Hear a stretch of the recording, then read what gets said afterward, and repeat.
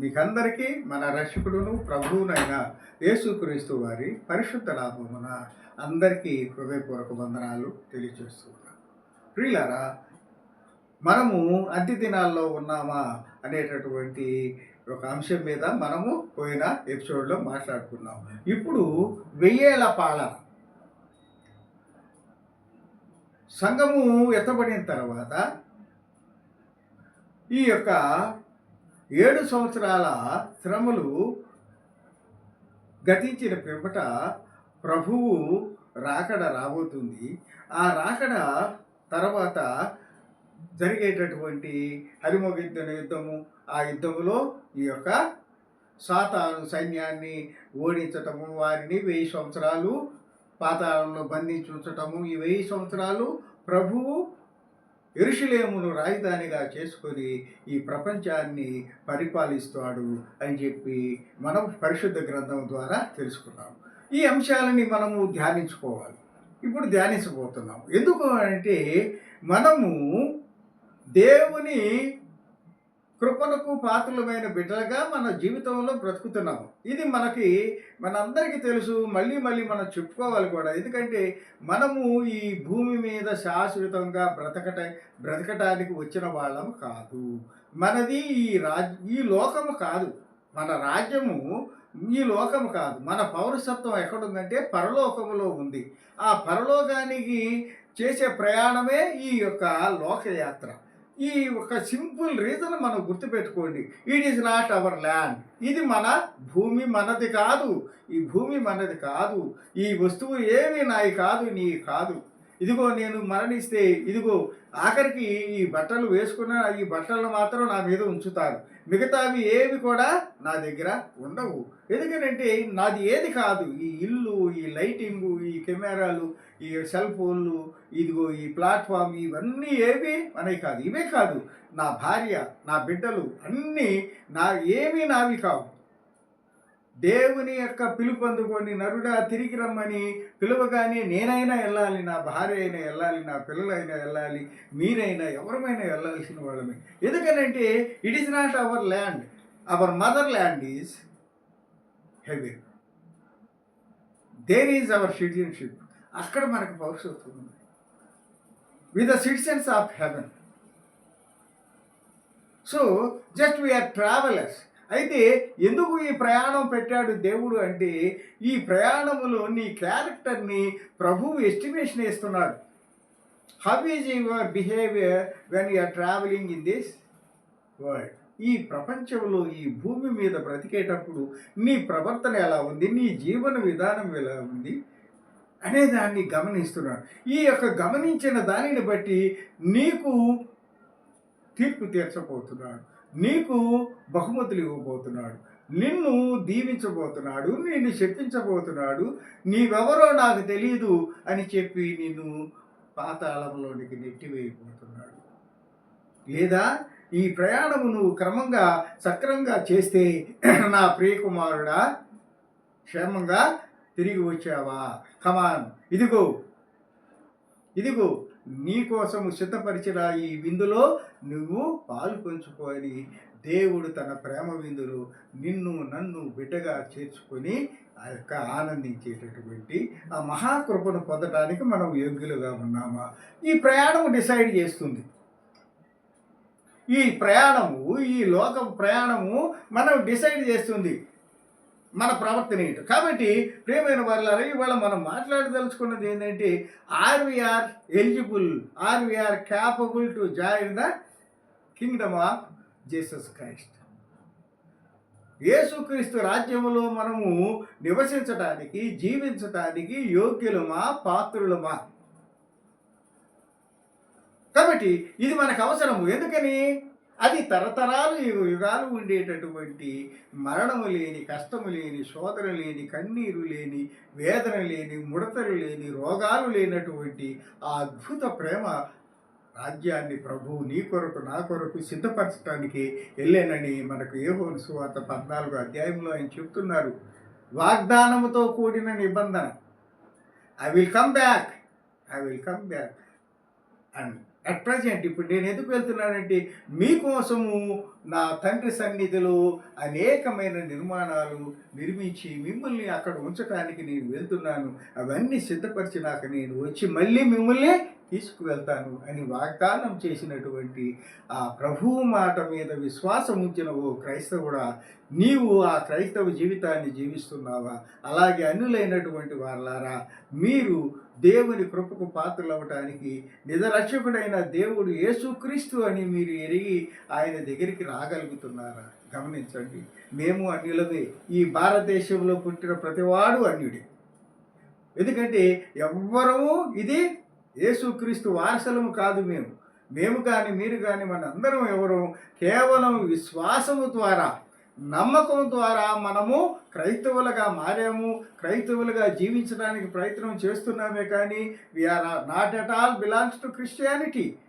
We are the believers. మనం విశ్వాసముతో యేసుక్రీస్తును రక్షకుడుగా అడాప్టెడ్, ప్రభువుని మన రక్షకుడుగా మనము అంగీకరించాము. కాబట్టి ఈ హిందూ దేశంలో ఉన్న ఈ 140 కోట్ల మంది భారతీయులందరూ ఎవ్వరు క్రిస్టియన్ కాదు. Only because of faith, only because of faith. మనమందరము విశ్వాసాన్ని బట్టి క్రైస్తవులుగా పిలువబడుతున్నాము. కాబట్టి ప్రియమైనటువంటి నా సహోదరి సహోదరులారా, గమనించండి. మరి ఈ 1000 ఏళ్ల పాలన, ఈ 1000 ఏళ్ల పాలనకు సంబంధించినటువంటి అంశాలను మనం ధ్యానించడం ఒకటే. దేని అయినా all roads leads to Rome అన్నట్టుగా ప్రతి రహదారి యొక్క గమ్యం ఏంటి? ఒకానొక రోజుల్లో క్రీస్తు శకం 1వ శతాబ్దం ఆ మధ్యకాలంలో ఏంటంటే all the roads leads to Rome అంటే అన్ని దారుల యొక్క గమ్యము రోమ్ అయి ఉంది. అలాగే అన్ని వాక్య ప్రసంగాల యొక్క సారాంశము, అన్ని ప్రసంగాల యొక్క గమ్యము, అన్ని ప్రసంగాల యొక్క ఉద్దేశం ఏంటంటే దేవుని సన్నిధికి మన ఆత్మలు చేరటమే.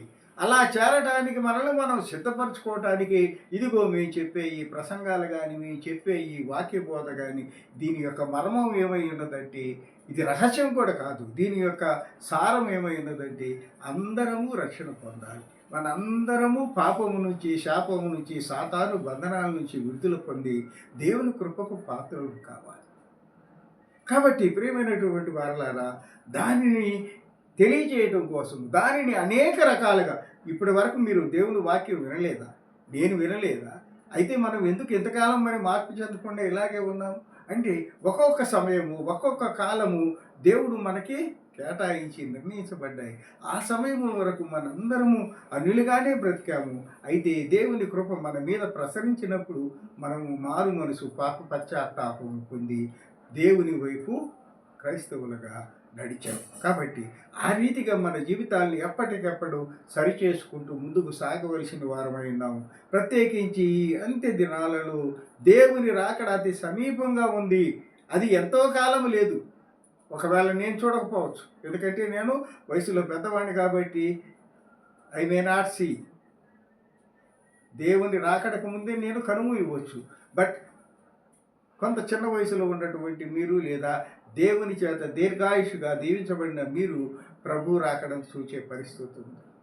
అయితే 2వ రాకడలో ఆయన చూడటానికి, ఆయన రాకడ ఎప్పుడు 7 సంవత్సరాల శ్రమల తర్వాత, ఈ 7 సంవత్సరాల శ్రమలు అనుభవించి నువ్వు అన్యుడుగానో లేకపోతే అవిశ్వాసిగానో, అల్పవిశ్వాసిగానో, అన్యుడుగానో, మూర్ఖుడుగానో, దొంగగానో, వ్యభిచారుడిగానో, త్రాగుబోతుగానో, తిరుగుబోతుగానో జీవించి ఆ సోదరులు ఆ శ్రమలు అనుభవించి ఆ అంత్యక్రీస్తు పరిపాలనలో నువ్వు బ్రతకాలనుకుంటున్నావా?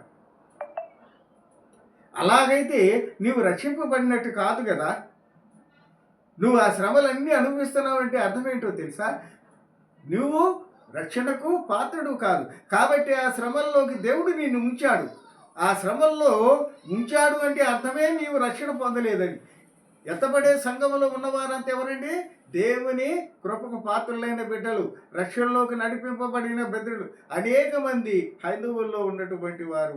నేను హైందవుడే ఒకప్పుడు. కాబట్టి మనందరము దేవుని వాక్యపు వెలుగులో మనందరము క్రీస్తు దగ్గరికి నడిపించబడ్డాము. క్రీస్తు రక్షణను మనం అనుభవిస్తున్నాము. నేను సిద్ధంగా ఉన్నాను. సంఘం ఎత్తబడే సంఘములో ఒక సభ్యుడిగా నేను కూడా ఉంటానని విశ్వాసంతో ఉన్నాను. ఆ రకమైన విశ్వాసంతో మనందరము ముందుకు సాగవలసిన వారమై ఉన్నాము. ఈ లోకము శాశ్వతము కాదన్న ఒక సత్యము అది అందరికీ తెలుసు. హేతువాదులకి ఏమీ, లేకపోతే బౌద్ధిజము, ఇంకొక ఇజము, every religious people, every man knows this truth. ఏంటి? ఈ లోకం శాశ్వతం కాదని. బట్ తెలిసి కూడా మనము వింత పోకడలతో, వింత రకాలైనటువంటి ఆశలతో మనల్ని మనము నల్లగొట్టుకుంటూ, నాశనం చేసుకుంటూ భ్రష్టత్వంలోని తీసుకుపోతున్నాం. ఈ లోకంలో శాశ్వతంగా కాదు. ఒక 1000 సంవత్సరాలు బ్రతికినటువంటి మనిషిని చూపించండి. ఒక మెల్కీసెదెకు అనబడేవాడు 969 సంవత్సరాలు జీవించబడినట్టు పరిశుద్ధ గ్రంథంలో ఉంది. కానీ ఇంకా 960 సంవత్సరాలకి ఎక్కువ బ్రతికినటువంటి వాడు నాటి నుంచి నేటి వరకు, భూమి పుట్టిన దగ్గర నుంచి నేటి వరకు ఎవడైనా ఉన్నాడా? ఏ కోటీశ్వరుడైనా ఉన్నాడా? ఏ బిలియనీర్ అయినా ఉన్నాడా? ఏ డాక్టర్ అయినా ఉన్నాడా? ఏ మేధావైనా ఉన్నాడా? లేడు కదా. దెన్ మరి ఎందుకు ఈ ప్రయాస? ఎందుకు ఈ 10 రోజులు బ్రతకడానికి ఈ మోసాలు ఎందుకు? ఈ దొంగతనాలు ఎందుకు? ఈ యొక్క దౌర్జన్యాలు ఎందుకు? ఈ దోచుకోవటాలు ఎందుకు? ఈ రకరకాలైనటువంటి మానవ హరణాలు ఎందుకు? ప్రియులారా, కాబట్టి సత్యం తెలుసు. మనది కాని దానికోసం మనకెందుకు ప్రయాస? మనది కాని దానికోసము మనం ఎందుకు ఇంత కష్టపడాలి? దేవుడు మనకు ఆయుష్ ఇచ్చాడు, మంచిగా బ్రతకమన్నాడు.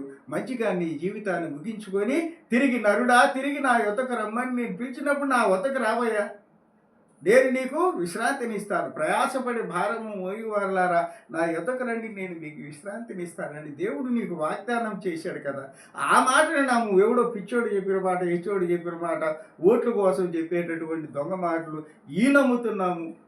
నువ్వే నా ప్రాణమని ఒక అమ్మాయి మీద ఒకడు ఒట్టేసి, నువ్వు లేకపోతే నేను చచ్చిపోతానండి, ఈ పిచ్చి మాటలు ఇవన్నీ నమ్మేటటువంటి యువకుల్ని, లేకపోతే జ్ఞానం గల్ల వాళ్ళు చెప్పుకునేటటువంటి వాళ్ళు అనేక రకాలుగా మాటలకు మోసగింపబడి, మాయలో పడి భ్రష్టత్వానికి దగ్గర అవుతున్నామే. కానీ నిజ దేవుడైనటువంటి ప్రభువు మాటని మనము విశ్వసించలేకపోతున్నాం. కాబట్టి ఈ యొక్క వాక్యంలోకి వెళ్దాం. అపొస్తలుల కార్యం 1వ అధ్యాయము మనము 10-11 వచనాలు చూస్తే దేవుని 2వ రాకడకి సంబంధించినటువంటి యొక్క సమాచారము మనకి ఇక్కడ లూకా గారు రాస్తూ ఉన్నారు. చూడండి, అపొస్తలుల కార్యము 1వ అధ్యాయము 10-11 వచనాల్లో ఏముందంటే, ఈ యొక్క ప్రభువు ఆ యొక్క ఒలీవ కొండ మీద నుంచి ఆరోహణుడై పోతూ ఉంటే వారి కన్నులకు ఆయన కనబడకుండా ఒక మేఘము ఆయనను కొనిపోయెను. ఆయన వెళ్ళుచుండగా వారు ఆకాశము వైపు తేరి చూచుచుండిరి. ఇదిగో తెల్లని వస్త్రములు ధరించుకొని 2 మనుషులు వారి యొద్దకు నిలిచి, గలిలయ మనుషులారా, మీరెందుకు నిలిచి ఆకాశం వైపు చూచుచున్నారు? మీ యొద్ద నుండి పరలోకమునకు చేర్చుకొనబడిన ఈ యేసే ఏ రీతిగా పరలోకమునకు వెళ్ళుట మీరు చూచితిరో ఆ రీతిగానే ఆయన తిరిగి వచ్చునని వారితో చెప్పిరి. This is the promise of God. ఆయన యొక్క దూతల ద్వారా శిష్యులకు చెప్పినటువంటి మాట ఏమిటంటే, ఎందుకు మీరు, ఆయన ఆకాశంలో మీ కళ్ళ ముందే కదా వెళ్ళిపోయాడు, అలాగే వస్తాడు మళ్ళీ, అలాగే ఇదే కొండ మీద, ఇదే ఒలీవ కొండ మీద, ఇదే ఇజ్రాయేలీ దేశంలో రాబోతున్నాడు. ఎప్పుడు? 2వ రాకడ. ఆ 2వ రాకడ సందర్భంగా ప్రభు మళ్ళీ ఇదే ఏ రీతిగా పరలోకమునకు వెళ్ళుట మీరు చూసితిరో ఆ రీతిగానే ఆయన తిరిగి వచ్చునని వారితో చెప్పాను. కాబట్టి ఇదిగో ఆ యొక్క ప్రభువు తిరిగి రాబోతున్నాడు. ఈ భూమిని 1000 సంవత్సరాలు పరిపాలించబోతూ ఉన్నాడు. తర్వాత నెక్స్ట్ వచనం మనం చదువుకుంటే జకర్యా 14 ప్రకటన 1:7 వచనం. అది మనందరికీ అందరికీ తెలిసింది. వాక్యం చదువుకునే వాళ్ళందరికీ తెలిసినటువంటిదే ఈ 7వ వచనం. ఏమిటండి అది? ఇదిగో ఆయన మేఘారూఢుడై వచ్చుచున్నాడు. ఒలీవ కొండ మీద నుంచి ఆరోహణం అయిపోయినటువంటి తండ్రి ఇదిగో చాలా కాలం మనకు సమయం ఇచ్చి ఇంకా మారుతారు, ఇంకా రక్షణలోకి నడిపించబడతారు. నా రక్త ప్రోక్షణ ద్వారా రక్షింపబడిన నా బిడ్డలు జారిపోకుండా నా దగ్గరికి వస్తారని ఎదురు చూచి ప్రభువు కాలము సమీపించిందని ఆయన భావించినప్పుడు ఇదిగో దేవుని రాకడ రాబోతుంది. ఎలా వస్తున్నాడు? ఆయన మేఘారూఢుడై వచ్చుచున్నాడు. ప్రతి నేత్రము ఆయనను చూచును. ఆయనను పొడిచిన వారును చూచెదరు. భూజనులందరూ ఆయనను చూచి రొమ్ము కొట్టుకుందురు. అవునా మీన్ రొమ్ము ఎందుకు కొట్టుకుంటారు? మనము పోయిన వాక్య పరిచర్యలో చెప్పుకున్నాం. ఎందుకు కొట్టుకుంటారు? బాధలు తట్టుకోలేనప్పుడు, అయ్యో ఇంత నష్టం జరిగిందా, ఇంత కష్టం జరిగిందా, మేము ఇప్పుడు ఏం చేయాలి అని రొమ్ము కొట్టుకుంటారు. అలాగే ఇప్పుడు ప్రభువుని చూసి ఎందుకు రొమ్ము కొట్టుకుంటున్నారు?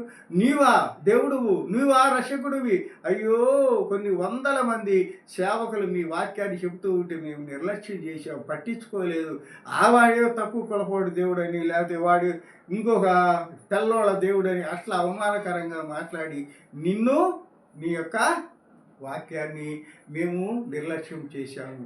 అయ్యో మా తండ్రి నీవా దేవుడు అని ఆ రొమ్ము కొట్టుకునే ఆ కోట్లాది మంది అవిశ్వాసుల యొక్క రోదన వేదన మనము ఇదిగో పరిశుద్ధ గ్రంథములో యోహాను గారు రాసిన ప్రకటన గ్రంథంలో మనము ఆయన రెండవ రాకడ సందర్భంగా మనము చూస్తూ ఉన్నాం. మూడోది జకర్యా 14:4 వచనంలో ప్రభు రాకడ గురించి ఒక మాట ఉంది. అది మనము ఇక్కడ చూద్దాం.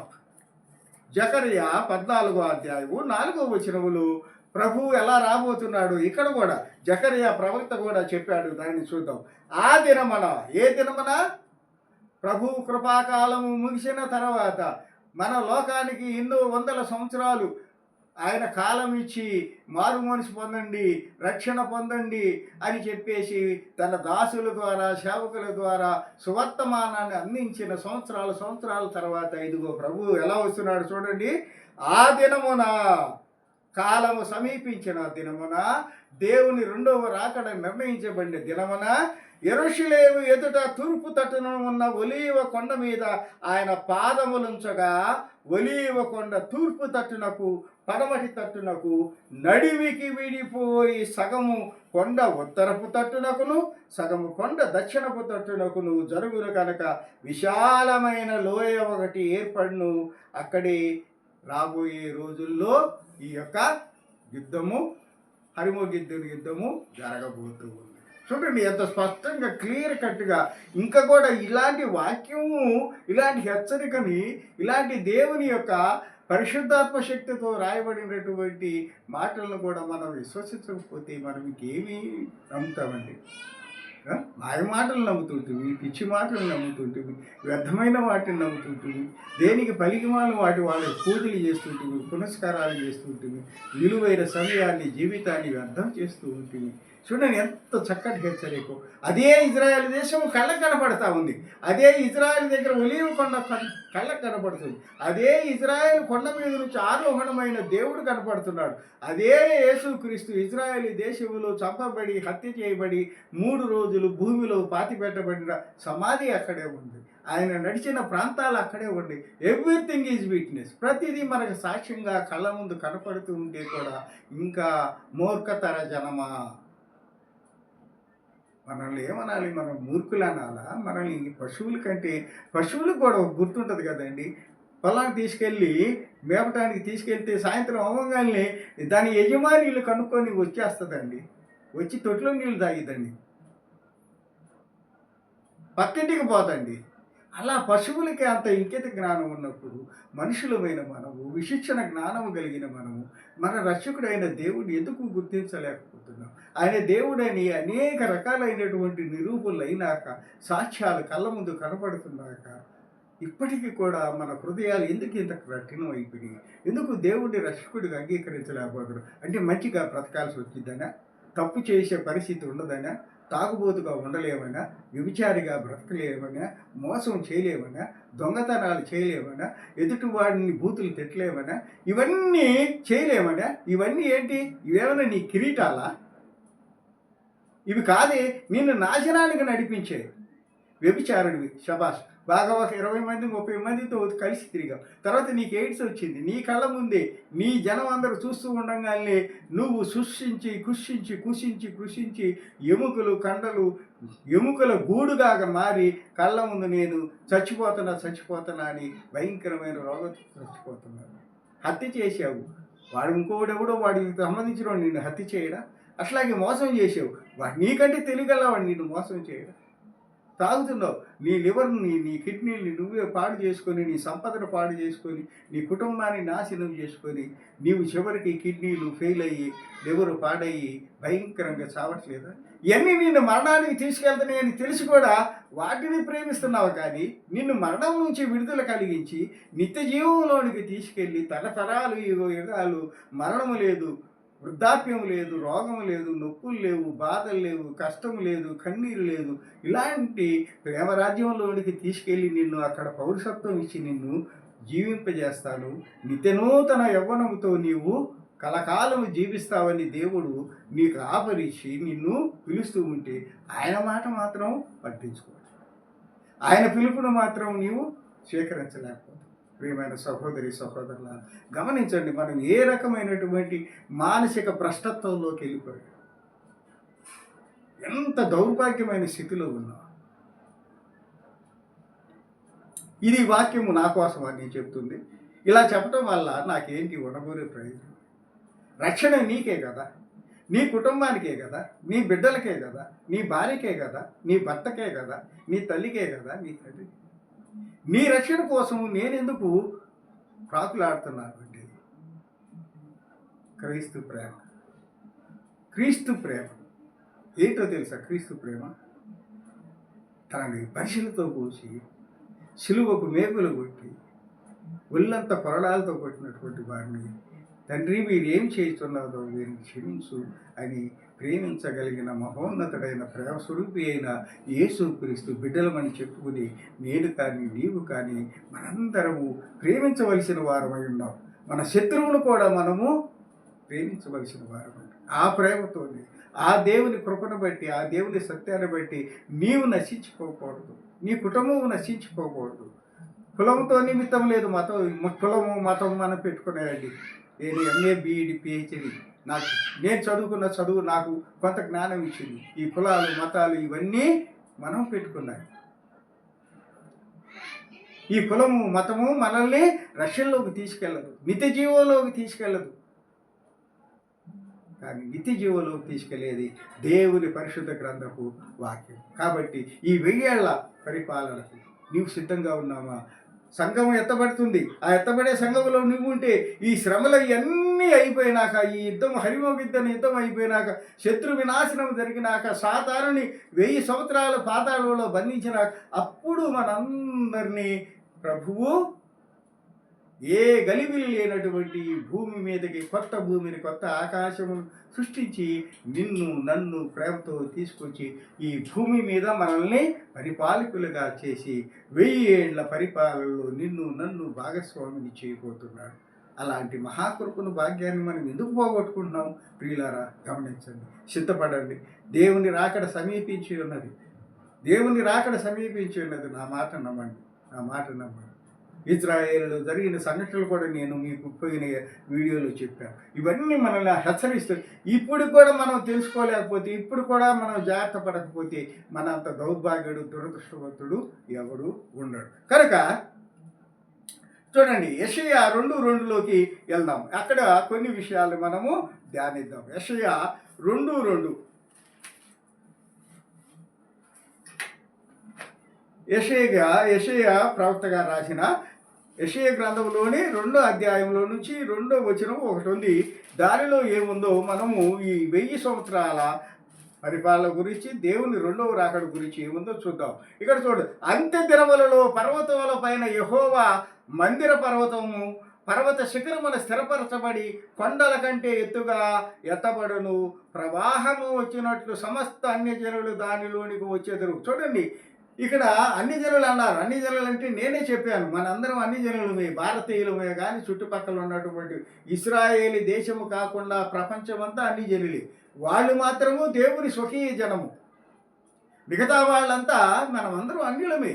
అయితే అన్యులకి మరి యేసుక్రీస్తుని రక్షకుడిగా, దేవుడిగా అంగీకరించే భాగ్యం ఎలా వచ్చిందంటే, తన సొంత జనము ఎవరి కోసమైతే తాను వచ్చాడో ఆ జనము ఆయనని తృణీకరించారు, ఆయనని స్వీకరించలేదు. ఆ సమయము మనకి అనుకూలమైంది. అన్యులమైన మనకు కూడా ఆయన యొక్క కృప, భాగ్యము, ధన్యత మనకు లభించాయి. కాబట్టి ఇక్కడ ఏమంటున్నాడు? ప్రవాహము వచ్చినట్టు సమస్త అన్ని జనులు దానిలోనికి వచ్చేది. అన్ని జనులు అంటే వాళ్ళకంటే తన స్వకీయ జనమైనటువంటి వారికంటే కూడా ఎక్కువగా రక్షణ పొందింది ఎవరంటండి?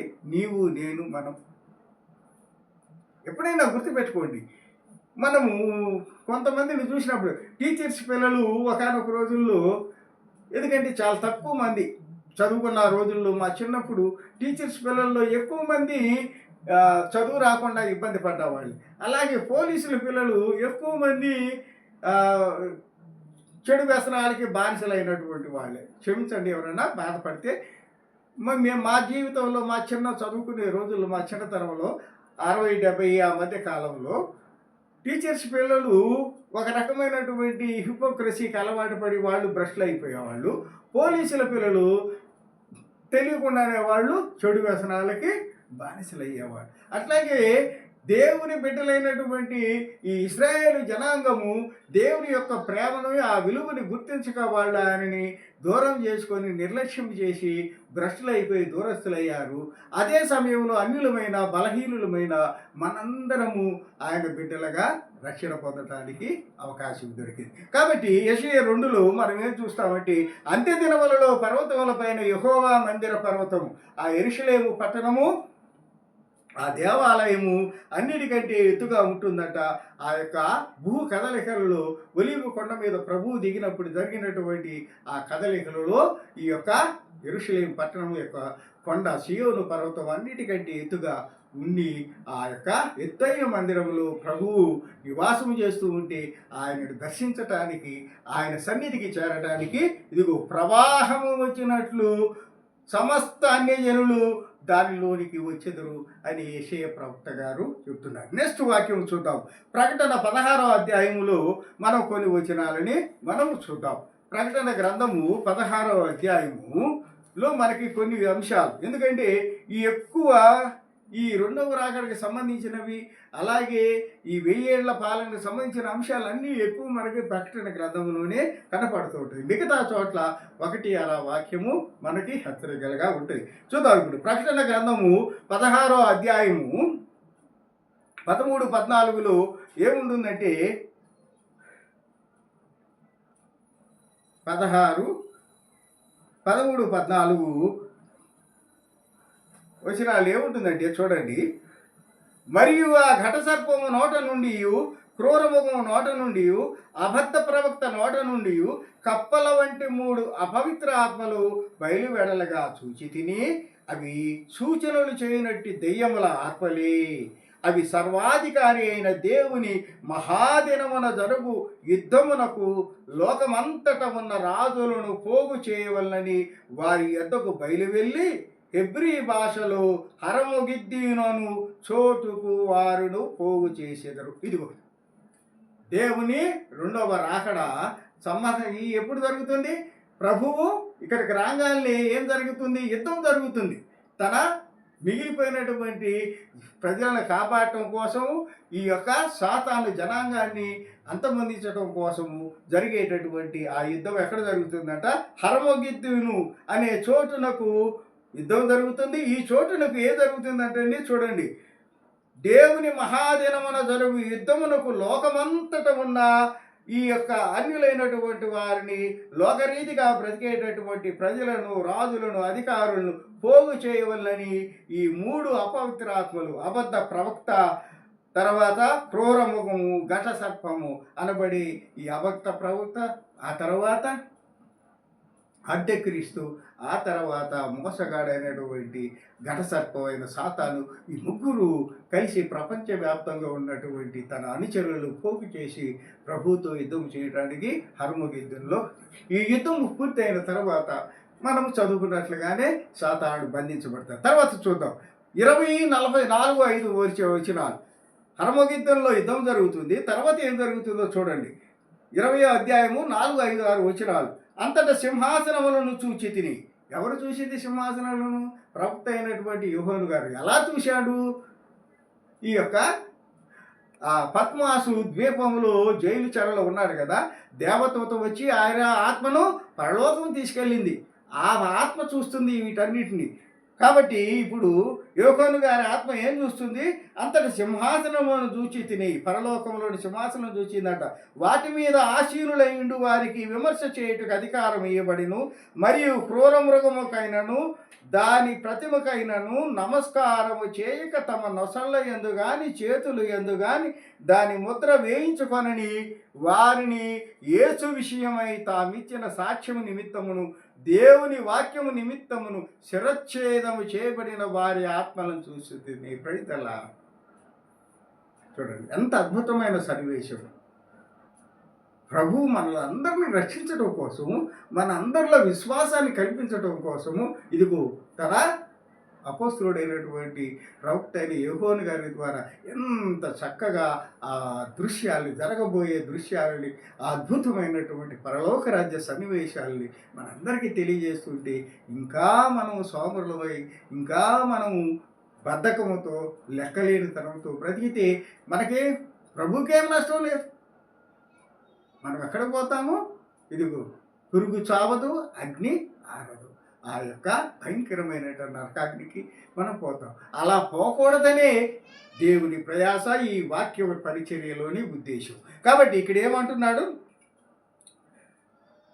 క్రూర మృగమునకైనను దాని ప్రతిమకైనను నమస్కారం చేయక తమ నొసళ్ళ యందు గాని చేతులు యందు గాని దాని ముద్ర వేయించుకున్న వారిని యేసు విషయమై తామిచ్చిన సాక్ష్యము నిమిత్తమును దేవుని వాక్యము నిమిత్తమును శిరచ్ఛేదనము చేయబడిన వారి ఆత్మలు చూసి తిని, చచ్చిపోయిన దేవుని వాక్యం కోసం చచ్చిపోయినటువంటి వారిని ఈ లోక రీతిగా అనేక మంది దుర్మార్గుల చేతులు హత్య చేయబడినటువంటి, మత ఛాందసుల చేతులు హత్య చేయబడినటువంటి వారి ఆత్మలంట ఎక్కడున్నాయి? దేవుని సన్నిధిలో, పరలోక రాజ్యములు, ప్రభు సన్నిధిలో ఉన్నాయంట. చూడండి ఎంత భాగ్యము, ఎంత భాగ్యము. కాబట్టి వారు బ్రతికిన వారై 1000 సంవత్సరములు క్రీస్తుతో కూడా రాజ్యము చేసిరి. అలా హత్య చేయబడి దేవుని కృపకు పాత్రులైనటువంటి ఆ యొక్క హతసాక్షులు, ఆ విశ్వాసులు, వీళ్ళందరూ ఇప్పుడు ప్రభుతో కలిసి తిరిగి భూమి మీదకే వస్తూ ఉన్నారు. ఎందుకు వస్తున్నారు? 1000 సంవత్సరములు ప్రభుతో కలిసి రాజ్య పరిపాలన చేయడానికి. ఎంత ధన్యము, ఎంత భాగ్యము. అంత కృప పొందినటువంటి ఆ విశ్వాసులు, ఆ రక్షణకు పాత్రులైన ఆ బిడ్డలు. కాబట్టి రాజ్యము చేసిరి. ఆ 1000 సంవత్సరములు గడుచు వరకు కడమ మృతులు బ్రతకలేదు. వీళ్ళందరూ రక్షింపబడినటువంటి వాడు. కడమ మృతులు అంటే అంతకుముందే యేసుక్రీస్తు వారు ఈ భూమి మీదకు రాకముందు చనిపోయినటువంటి ఆత్మలు అలాగే ఉన్నాయి. ఇదిగో ప్రభువు ఈ లోకానికి రక్షకుడుగా వచ్చిన తర్వాత జరిగినటువంటి ఈ యొక్క జన్మించి మరణించినటువంటి వారి ఆత్మలు ఏమైనాయండి? ఈ కడమ మృతులు బ్రతకలేదు. ఇదియే మొదటి పునరుద్ధానం. ఎవరండి ఈ మొదటి పునరుద్ధానంలో బతికింది? హతసాక్షులు, విశ్వాసములు వెనకడుగు వేయక దేవుని కోసము ఏదైనా చేయడానికి సిద్ధపడి తమ జీవితాలని త్యాగం చేసినటువంటి గొప్ప గొప్ప విశ్వాసుల యొక్క ప్రత్యక్షత. ఇది మొదటి పునరుద్ధానం. కాబట్టి ఇది అయిపోయిన తర్వాత యెషయా 11:6-9 వచనాలని మనం చదువుకుందాం. యెషయా 11:6-9 వచనాల్లో ఈ యొక్క 1000 ఏళ్ల పాలనకు సంబంధించినటువంటి అంశాలను మనము ఇక్కడ కొంచెము వివరంగా చూస్తాం. ఏమంటున్నాడు చూడండి. యెషయా 11:6-9 తోడేలు గొర్రెపిల్ల యొద్ద వాసము చేయును, చిరుతపులి మేకపిల్ల యొద్ద పండుకొనును, దూడయు కొదవ సింహమును పెంచబడిన కోడియు కూడుకొనగా బాలుడు వాటిని తోలును, ఆవులు ఎలుగులు కూడి మేయును. చూడండి, ఇది దేవుని యొక్క రాజ్యములో ఇలా ఉంటుంది. వాస్తవంగా ఇక్కడ చెప్పినటువంటి వాటికి అన్నిటికీ శత్రుత్వం, లోకరీతిగా వీటన్నిటికీ శత్రుత్వం. ఏంటవి? తోడేలు, గొర్రెపిల్ల. గొర్రెపిల్ల కనపడితే బిర్యానీ తిన్నట్టు తింటుంది తోడేలు. ఎందుకనంటే గొర్రె మాంసము దానికి అంత ఇష్టమైన ఆహారం. కానీ దేవుని రాజ్యములు ఎలా ఉన్నాయి? తోడేలు, గొర్రెపిల్ల వాసము చేయను, కలిసి బ్రతుకుతాయి. అలాగే చిరుతపులి, మేకపిల్ల కనపడితే చిరుతపులి ఆగిద్దండి ఈ లోకరీతిగా? ఆగదు. అలాంటిది చిరుతపిల్ల, మేకపిల్ల కలిసి పండుకుంటాయి అంటండి దేవుని రాజ్యం. అంటే శత్రుత్వం లేదు, గొప్ప తక్కువ అనే భేదం లేదు, నీవు బలవంతుడివి నేను బలహీనుడనే భేదం లేదు.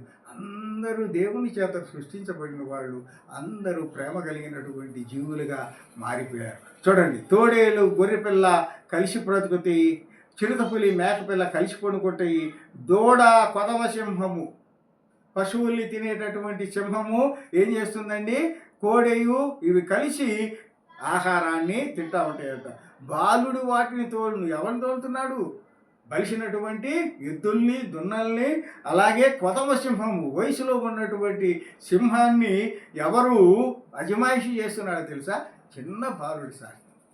అంటే ఆ యొక్క శత్రుత్వం కానీ ఎదుటి వారికి కీడు చేయాలనేటటువంటి పరిస్థితులు లేనటువంటి అద్భుతమైనటువంటి పరిపాలనని దేవుడి భూమి మీద 1000 సంవత్సరాలు ఇవ్వబోతున్నాడు. ఇదిగో మచ్చుకు కొన్ని సంఘటనలు ప్రవక్త అయిన యెషయా గారు మనకి వివరిస్తున్నాడు. ఎందుకో తెలుసా, మనలో విశ్వాసాన్ని పెంచటానికి, మనలో ఆ రక్షణ ఆనందాన్ని పెంచటానికి.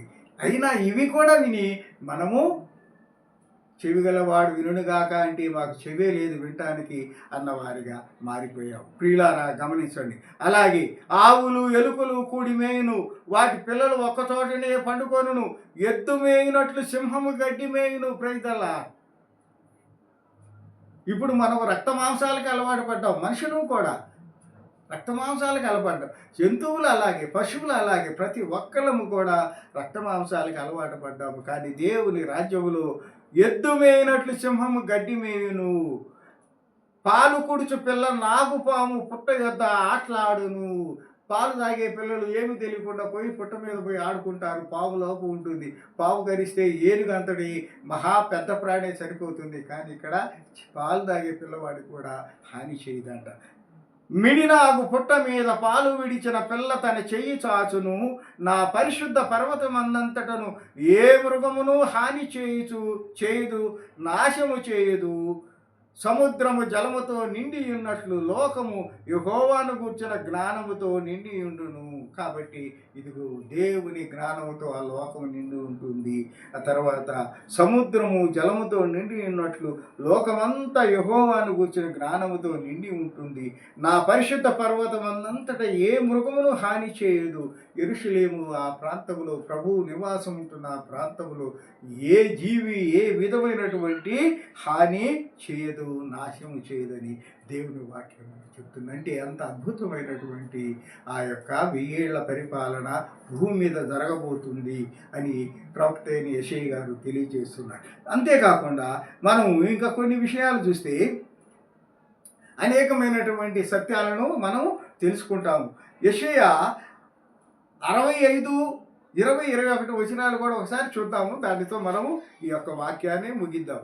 ఎన్ని విషయాలు మనం ధ్యానించిన మనం తెలుసుకోవలసింది ఏంటంటే, ఈ లోకము అనేది ఒక కేవలము ప్రయాణ స్థలం అని గుర్తించాలి. అలాగే మనం ప్రయాణికులమని గుర్తించాలి. మన గమ్యస్థానము పరలోకమని గుర్తించాలి. పరలోకానికి వెళ్ళడానికి మనం రక్షణ అనే టికెట్ను కొనుక్కోవాలని, ఆ రక్షణ అనే టికెట్టు శ్రమల వల్ల, శోధనలు జయించటం వల్ల, కష్టాలను జయించటం వల్ల, సాతానుడు పెట్టేటటువంటి బహువిధములైనటువంటి హింసలను తట్టుకోవటం వల్ల వచ్చే ఆ యొక్క ధరను పెట్టి మనము ఈ రక్షణ అనేటటువంటి టికెట్ను కొనగలిగినప్పుడే మనము దేవుని సన్నిధి అయిన పరలోక రాజ్యంలో చేరతాము. అక్కడ మనకి దేవుడు పౌరసత్వాన్ని ఇచ్చి మనల్ని తన బిడ్డలుగా చేర్చుకొని నిత్యనూతన యవ్వనముతో యుగ యుగాలు తన బిడ్డలుగా ఆయన సన్నిధిలో మనం ఉంచుకుంటాడనే సత్యాన్ని మనం గుర్తించుకోవాలి. ఇదిగో 65వ అధ్యాయము 20, 21 వచనాలు చదువుకొని మనము ఈ యొక్క విషయాన్ని మనము ముగిద్దాం. 65వ అధ్యాయము 20, 21 చూడండి. అక్కడ ఇకను కొద్ది దినములే బ్రతుకు శిశువులు ఉండరు, కాలము నిండని ముసలివారు ఉండరు, బాలురు 100 సంవత్సరముల వయసు గలవారివై చనిపోవుదురు. అక్కడ ఇక కొద్ది కాలమే అంటే టైం బౌండ్ డెత్ ఎవరికి ఉండదండి. మానవ లోకంలో నీవు తల్లి గర్భంలో పిండముగా ఉన్న కాడి నుంచి నీకు మరణం ఎప్పుడైనా రావచ్చు. వేరే దేవుని రాజ్యములో ఇక కొద్ది కాలమే బ్రతుకుతాడు అనేటటువంటి పిల్లలే ఉండరు. కాలము నిండని ముసలివారు ఉండరు. అంటే 100, 150 సంవత్సరాలకి తక్కువగా బ్రతికే ముసలివాళ్ళు ఉండరు. అంటే సంపూర్ణ ఆయుస్సు, సంపూర్ణ ఆరోగ్యముతో ఆ 1000 ఏళ్ల పాలనలో మనుషులు బ్రతుకుతారు. అంతేకాకుండా బాలురు 100 సంవత్సరముల వయసు గలవారై చనిపోవుదురు. ఒకవేళ ఎవరైనా చిన్నపిల్లోడు చచ్చిపోయాడంటే అతని వయసు ఏమై ఉంటుంది? 100 సంవత్సరాలు అయి ఉంటుందంట. పాపాత్ముడై శాపగ్రస్తగు వాడు సహితము 100 సంవత్సరములు బతుకును. అంతేకాదు రక్షణ పొందినటువంటి విశ్వాసులకే కాదు, కొంతమందికి దేవుడు అవకాశం ఇచ్చాడు. వాళ్ళు కూడా ఈ 1000 ఏళ్ల పరిపాలనలో ఉన్నాడు. ఎందుకంటే ఈ యొక్క పరిపాలన తర్వాత గోగు మాగోగు యుద్ధం అనేటటువంటి యుగాంత యుద్ధము జరగవలసి ఉన్నది. ఆ యుగాంత యుద్ధంలో పాల్గొనటానికి కొంతమంది మనుషులను ఉంచాడు. వాళ్ళు ఈ లోపల ఈ 1000 ఏళ్ల పరిపాలన లోపల వాళ్ళు మారు మనసు పొంది పాప క్షమాపణ రక్షణ పొందితే వెళ్ళండి గుడి, లేకపోతే వారు చివరిగా ఈ జరగబోయేటటువంటి రక్తరహిత యుద్ధం, గోగు మాగోగు యుద్ధం, ఒక రక్తపు బొట్టు కూడా చెందదు. ఎందుకనంటే అంతా ఆకాశము నుంచి దేవుడు పంపించే అగ్ని కాల్చివేసేది. అంటే ఇక నన్ను కాల్చివేస్తే నా శరీరంలో రక్తము మాడి మసి అయిపోయి బూడిదై ఆవిరై ఆకాశంలో గాలిలో కలిసిపోవటమే తప్పనిచ్చి రక్తపు చుక్క అనేది భూమి మీద పడదు. అందుకని హరిమోగిద్దిన యుద్ధమేమో రక్తపాత సహితము, గోగు మాగోగు యుద్ధమేమో రక్తరహిత యుద్ధము. రక్తపు చుక్క మనిషిది భూమి మీద పడే అవకాశమే లేదంట. అలా ఆ యుద్ధంలో సాతాను అనుచరులు అనబడేటటువంటి యేసుక్రీస్తును రక్షకుడుగా అంగీకరించిన జనము అలా చనిపోతారు, మాడిపోతారు, మసి అయిపోతారు, బూడిదైపోతారు. వీళ్ళారా గమనించండి, అంత భయంకరమైన యుద్ధము అది 1000 ఏళ్ల పాలన తర్వాత. అయితే అలాంటి పరిస్థితుల్లో మనం ఎదుర్కోకూడదు కాబట్టి అలాంటి రేపేం జరిగిద్దో మనకు తెలియదు. ఇప్పుడు మనకు తెలిసింది ఏంది? ఎత్తబడే సంఘములో నువ్వు నేను ఉండాలి, పాప క్షమాపణ పొందాలి, రక్షణ పొందాలి, దేవుని బిడ్డలుగా మనము బ్రతకాలి. బ్రతికి దేవుని కృపకు పాత్రలమైన బిడ్డలుగా జీవించి ఎత్తబడే సంఘములో ఉంటే చాలు. ఆ బోరధ్వని వినపడంగానే నీ ఆత్మ ఎత్తబడితే చాలు. ఇక నీకు జరగబోయే ఈ 1000 ఏళ్ల పాలన కావచ్చు, లేకపోతే 7 సంవత్సరాల శ్రమలు కావచ్చు, హరిమోగిద్దని యుద్ధం కావచ్చు, గోగు మాగోగు యుద్ధం కావచ్చు, వీటితో నీకు నిమిత్తం లేదు. ఎందుకంటే నీవు దేవుని సన్నిధికి వెళ్ళిపోయావు. ఈ విల్ లుక్ ఎవ్రీథింగ్. ఆయన అన్ని విషయాలు, ఈ ద కేర్ టేకర్. ఆయన నీకు సంరక్షకుడుగా ఉంటాడు, నీ తండ్రిగా ఉంటాడు. కాబట్టి ప్రేమైనటువంటి వారలారా, ఇంత అద్భుతమైనటువంటి ఆ ప్రేమ రాజ్యంలోకి నీవు నేను ప్రవేశించాలంటే మనం బ్రతికి ఉన్నప్పుడే. ఎందుకంటే ఈ శరీరము ఒకసారి ఈ ప్రాణాన్ని విడిచినాక ఇక నీ యొక్క ప్రార్థన దేవుని సన్నిధికి వెళ్ళే అవకాశమే లేదు. నీ యొక్క పశ్చాత్తాపం దేవుని సన్నిధికి వెళ్ళే అవకాశం బ్రతికి ఉండగానే, దేవుడిచ్చిన ఈ ఆయుష్ మన శరీరంలో ఉండగానే మనం దేవుని పాదాల సన్నిధికి చేద్దాం, దేవుని కృపకు పాత్రలు అవుదాం, పాప క్షమాపణ రక్షణను పొంది ఆయన బిడ్డలుగా దీవించబడి ఇదిగో ఎత్తబడే సంఘములో మనం అందరం ఉండి ఆయన సన్నిధికి మధ్యాకాశములోని ఆ ప్రేమ రాజ్యంలోనికి ప్రవేశించాలని, అందుకోసము మీరందరూ సిద్ధపడండి. వీళ్ళారా, నా మాటను నిర్లక్ష్యం చేయపాకండి.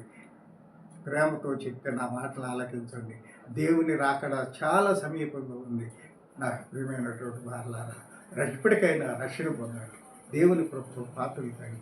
దేవుడు మిమ్మల్ని అందరినీ దీవించి ఆశీర్వదించినగా ప్రార్థన చేసుకుందాం. మహాకృప కలిగిన మాత్రం, ప్రేమ కలిగిన యేసునైనా, నాయన పరిశుద్ధ గ్రంథం నుంచి నీ 1000 ఏళ్ల పరిపాలన గురించి కొన్ని వాక్యాలు ధ్యానించుకుని ఉండగా నా తండ్రి, మీ సన్నిధి మీ కృప మాకు తోడుగా ఉంచినావు నాయన. అనేకులకు నాయన మీ సత్యవాక్యాన్ని బోధించడానికి నాకు ఇచ్చిన శక్తిని బట్టి, కృపను బట్టి, భాగ్యమును బట్టి నాయన స్తోత్రం యేసయ్య. విన్న వాక్యాన్ని నాయన నిర్లక్ష్యం చేయకుండా నాయన మీరు అక్కడ అతి సమీపంగా ఉన్నదని నాయన 7 సంవత్సరాల శ్రమలో నాయన హరిమోగిద్దని యుద్ధము, మీ రెండవ రాకడ నాయన 1000 ఏళ్ల పాలన, వీటితో నిమిత్తము లేక నాయన మీరిచ్చిన ఈ కృపాకాలంలో మేము బ్రతికి ఉండగాని నాయన మమ్మల్ని సరి చేసుకొని మీ కృపకు పాత్రమైన బిడ్డలుగా నాయన ఇదిగో నాయన మీ బోరధ్వని ద్వారా నాయన ఎత్తబడే సంఘములో నాయన మేమందరం ఉండినట్లుగా, మా ఆత్మను ఉండినట్లుగా మమ్మల్ని సిద్ధపరచమని నాయన మీ పరిశుద్ధాత్మ కాపుదలలో నాయన మమ్మల్ని మరణాంతం వరకు మీ సన్నిధికి చేరు పర్యంతం నడిపించమని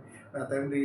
ఏ ఒక్కరూ నశించుట ఇష్టం లేనంత ప్రేమ కలిగిన మా తండ్రి, మమ్మల్ని అందరినీ మీ సన్నిధికి చేర్చుకున్నాను.